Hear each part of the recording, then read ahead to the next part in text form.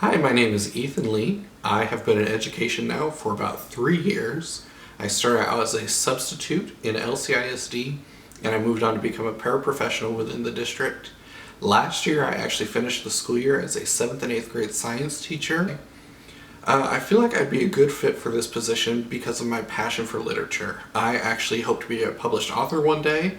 I've had a love for reading since about 2nd grade that has just followed with me my whole life, and I've actually seen how a love for reading can produce academic success.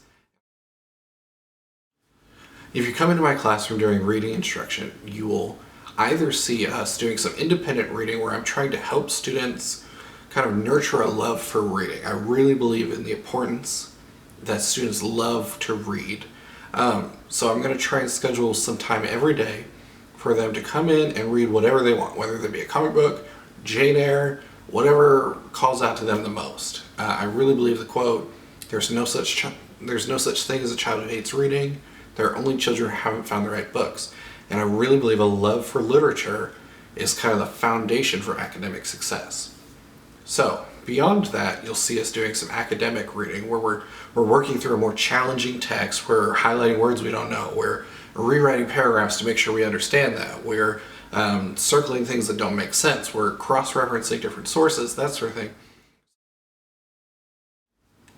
If you came into my classroom during writing instruction, a lot like the reading portion, you'd see kind of two sides of it, where I'm trying to nurture a love for writing, just like I'm trying to nurture the academic writing. So you're going to see us doing some free writing each day. I'm going to set aside a short amount of time for that each day, where they can come in, they can write songs, they can write poems, they can write a journal, a diary, whatever they want to write that they enjoy writing. I want them to do that so that writing isn't the enemy, it's something that they get to do. And then you'll see us doing more academic writing. We're learning about how to structure a sentence, proper grammar. We're learning how to craft a thesis, that sort of thing. And we're going to be developing these skills that are necessary for them as they move on to take STAR tests and move on to high school and college. We're going to set that foundation of academic writing that will kind of follow them throughout their academic career.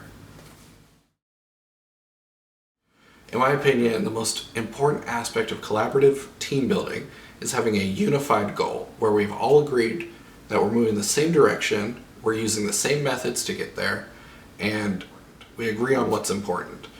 The danger of not having a unified goal is that we're all going a different direction, no one's on the same page, and it causes those conflicts. And that conflict comes from not having a unified vision.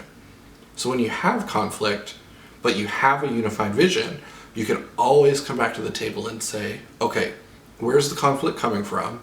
What's our unified goal? How do we get there from here? How do we resolve this conflict with that unified goal in mind?